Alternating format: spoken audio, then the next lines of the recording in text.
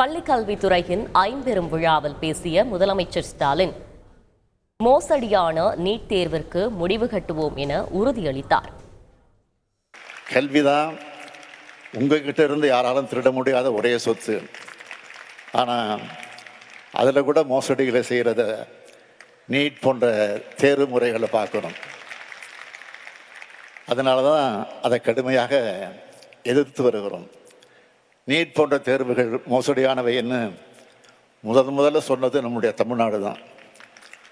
அதை இன்னைக்கு இந்தியாவே சொல்ல தொடங்கியிருக்கு.